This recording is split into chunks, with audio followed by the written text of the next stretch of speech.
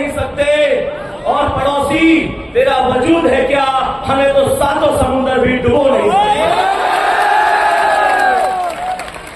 सबसे पहले तो जो चीज आपके अंदर है वो सबसे बड़ी चीज है आत्मविश्वास।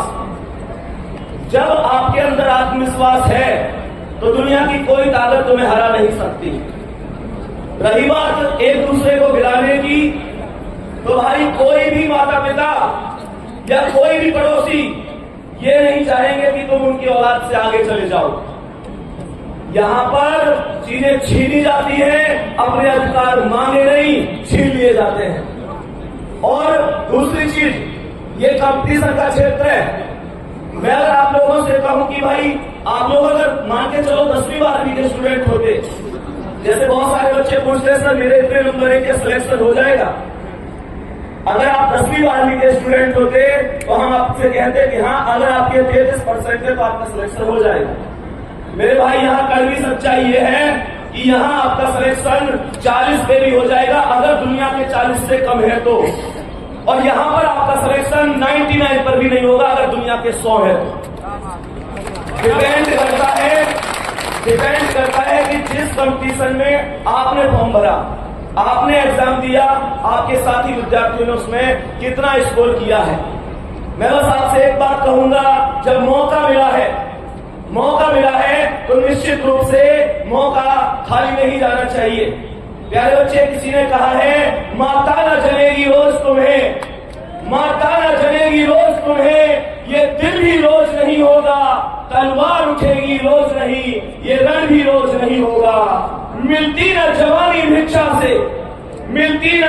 भिक्षा से, तलवार मिली कम मांगे से, प्राणों को त्राण मिला न कभी, यूं पीठ दिखाकर भागे से। बिन मांगे मोती मिलते हैं, मांगे से भीख नहीं मिलती, मरने को दुनिया मरती है पर रण की मौत नहीं मिलती। मैं तुम लोगों से बस एक चीज कहूंगा, तुम किसी के लिए पढ़ो मत पढ़ो। मेरे दोस्त, एक चीज और मैंने एक बार देखी, अभी की बातें लगभग मुझे लगता है कि 1 महीना हुआ होगा, एक स्टूडेंट की मम्मी का फोन आया था मेरे पास। मैं तुम्हें ये चीज भी कह के जाऊंगा, पता नहीं कहनी चाहिए या नहीं कहनी चाहिए। एक स्टूडेंट की माता का फोन आया, वो परिचित थी, उनका बच्चा पढ़ा था, तो उनका फोन आया, वो बोली कि बेटा हमारे बच्चे को बस एक बात समझा दो कि वो हम जैसे कभी उसको डांटते हैं ना तो वो कभी तो घर छोड़ के जाने की धमकी देता है, कभी मरने की धमकी देता है, कभी ये सारी चीजें। एक चीज सोच के देखो क्या गुजरती होगी उन माता पिता के ऊपर। मैं तुम्हें यहाँ पर एक छोटी सी कहानी बताता हूँ। एक पिता और उनका बच्चा घर की छत पर एक पतंग उड़ा रहे थे। तो जब वो पतंग उड़ा रहे थे तो बच्चे ने पतंग उड़ाते थे अपने पिता से कहा कि पिताजी अगर हम इस जो ये रील है, जो धागा होता है ना उसका, अगर हम इस धागे को पूरी तरीके से खोल दें तो निश्चित रूप से ये पतंग और भी ऊंचा हो सकती है। तो पिताजी ने कहा बेटा बस इतनी सी बात। तो पिताजी ने रील जो धागा था वो पूरा खोल दिया। निश्चित रूप से पतंग बहुत ऊंची उड़ी, लेकिन वो कुछ क्षणिक समय के लिए और फिर वो नीचे आके गिर गए। मैं तुमको एक बात बताना चाहूंगा, इससे हमें एक शिक्षा जरूर लेनी चाहिए कि ये जो हमारे धर्म के अनुशासन है, गुरुओं की फटकार है, माता पिता का डर है, ये कहीं ना कहीं हमको गलत रास्ते पर जाने से हमेशा रोकता है। हमें उनकी भावनाओं को समझना चाहिए। ये नहीं है कि तुम उनको धोखे में लगा, इस चीज को समझो। कोई माता पिता ये चाहता है कि तुम जिंदगी में कामयाब ना हो?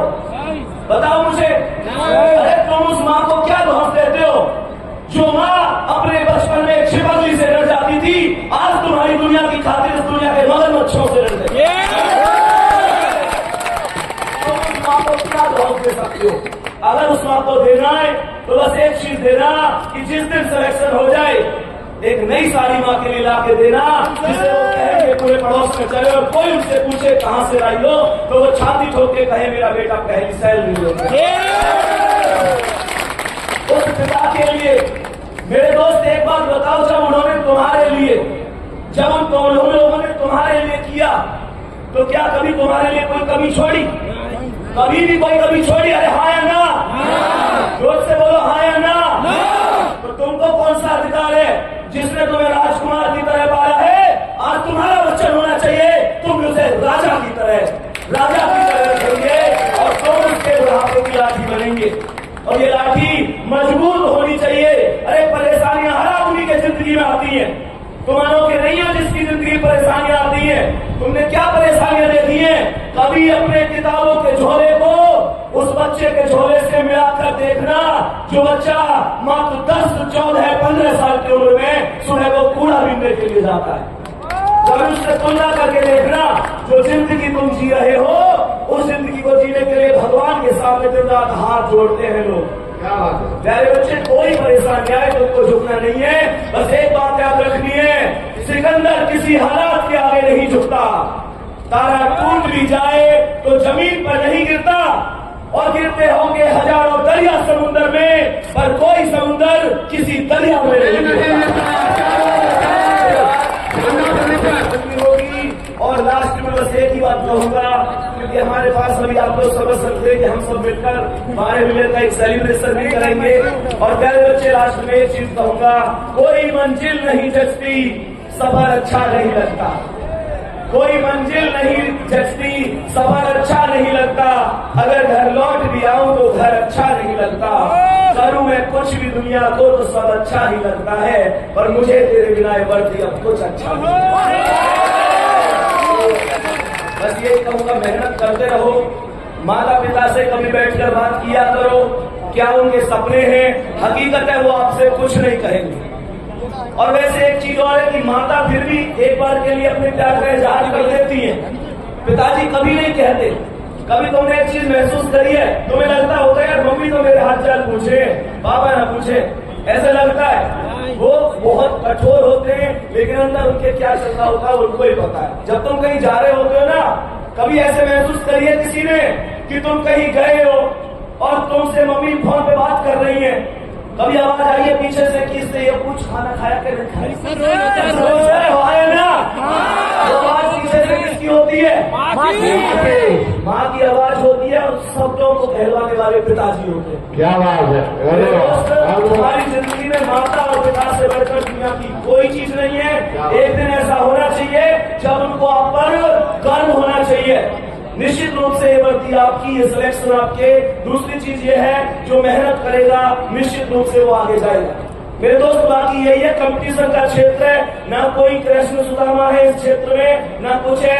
मैं सच बात कहूं तो ना जाने कितने दोस्त मुझे भूल गए जो मुझसे ज्यादा कामयाब हो गए, और ना जाने कितनों को मैं भूल गया जो मुझसे कम कामयाब रह गए। ये बाकी सब चाहिए, वास्तविकता कोई किसी का नहीं है। मैं तुम्हें एक चीज बताता हूँ, एक जंगल में एक बार दो दोस्त जा रहे थे, और जैसे ही दो दोस्त जा रहे थे वो अचानक शेर आ गया। तो जो पहला वाला दोस्त था वो अपने जूते के फीते टाइट करने लग गया, तो दूसरा वाला बोला, अरे तेज भागने से क्या है, अभी मैं तू टाइट कर भी लेगा तो शेर से तेज तो फिर भी ना भाग सके। तो उस दोस्त ने कहा, शेर से तेज कौन है भागना है, वो तो तेज भागना। इसका मतलब क्या है? इसका मतलब है कि आदमी पूरी तरीके से पहले खुद कामयाब होना चाहता है। मेरी बात सुन रहे हो? अब तुमको ऐसा लगेगा कि भैया तो स्वार्थ की बात कर रहे हैं, ऐसा लगेगा ना, तो भैया तो स्वार्थ की बात कर रहे हैं। मेरे दोस्त, अगर मान के चलो ऑप्शन 2 है, तो मैं चाहूंगा मैं भी कामयाब हो जाऊं और हमारा सर भी कामयाब हो जाए। लेकिन अगर ऑप्शन 1 है तो मैं एक ही बात चाहूंगा, मैं कामयाब हो जाऊं। और इतना स्वार्थ तो तुम्हें लेना ही पड़ेगा, क्योंकि हमारे सर की क्या गारंटी है कल कामयाब हो गए ये मुझे ना भूले तो। इस बात को समझो।